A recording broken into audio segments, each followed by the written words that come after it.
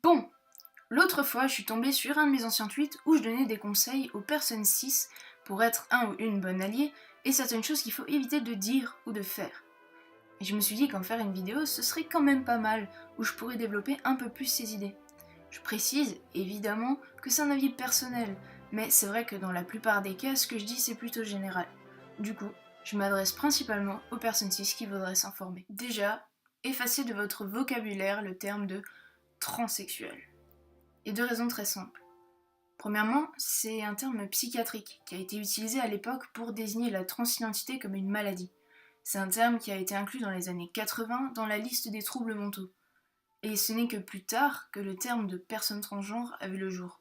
Et c'est largement préférable et plus adéquat. Aussi, ce qui gêne dans ce terme, c'est la partie sexuelle, insinuant que chaque personne trans effectue une réassignation sexuelle. Et ça encore, c'est complètement faux. Chaque personne est libre de son corps et aucune opération n'est obligatoire.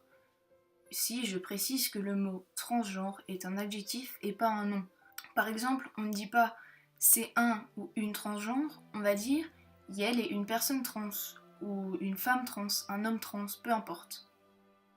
En restant dans les termes à éviter, il y a aussi le changement de sexe et changement de genre. Déjà, comme je l'ai dit avant, la réassignation sexuelle ne concerne pas tout le monde.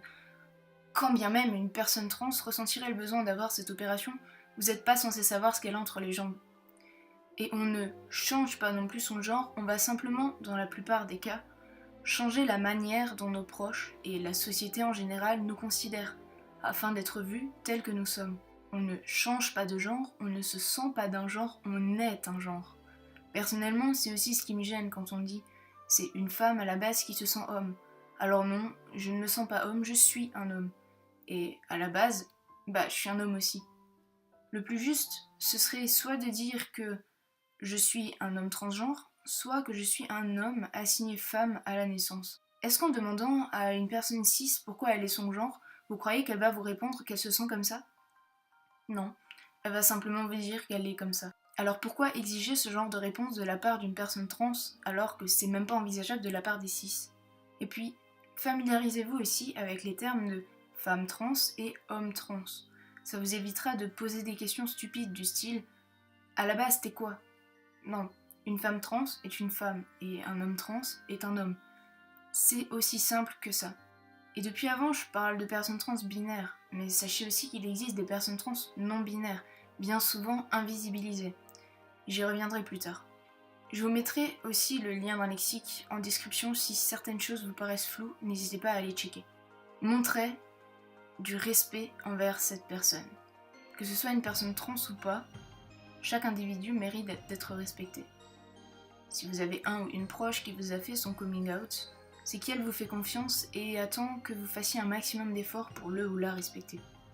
Demandez-lui ses pronoms et tenez-vous-y. Souvent, une personne trans sent le besoin de changer de prénom, car son prénom de naissance ne correspond pas à son genre.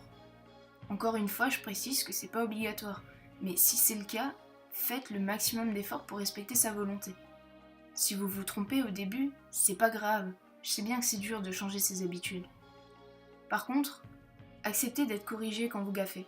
C'est bien aussi de se rectifier vous-même si vous remarquez l'avoir mégenré ou appelé par son nom de naissance.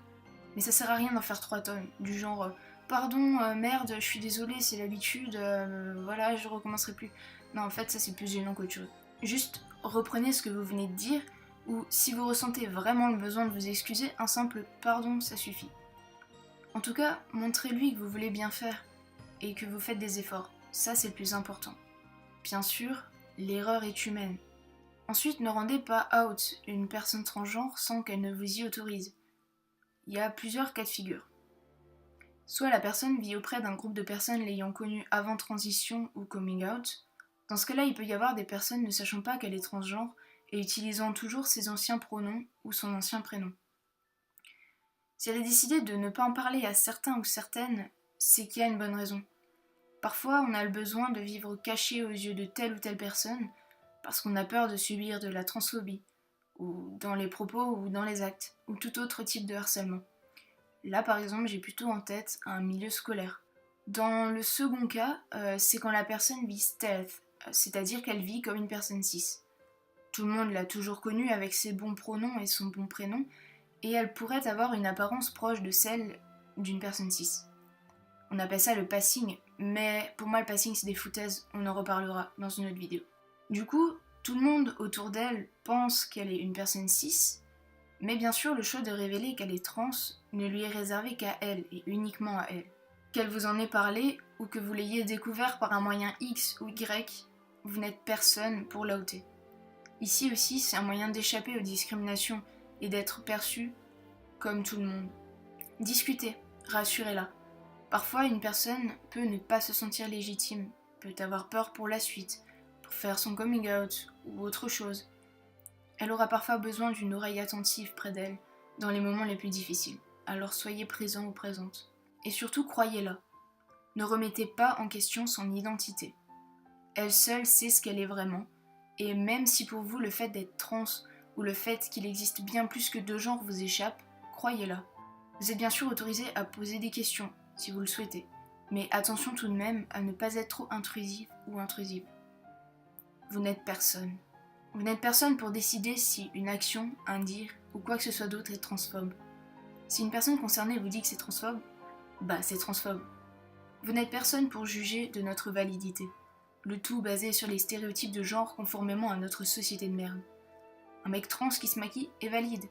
Une femme trans qui avec de la barbe est valide. Une personne non-binaire qui correspond à l'image stéréotypée du genre qu'on lui a attribué à la naissance est valide aussi. Et vous n'êtes personne pour nous imposer des opérations ou des traitements hormonaux. On fait ce qu'on veut avec notre corps et sachez qu'on n'est pas tous dysphoriques. Et n'oubliez pas que nous sommes tous et toutes humains et humaines. On n'a pas choisi d'être qui on est. Alors apprenez avant tout à accepter les différences et à en apprendre toujours plus.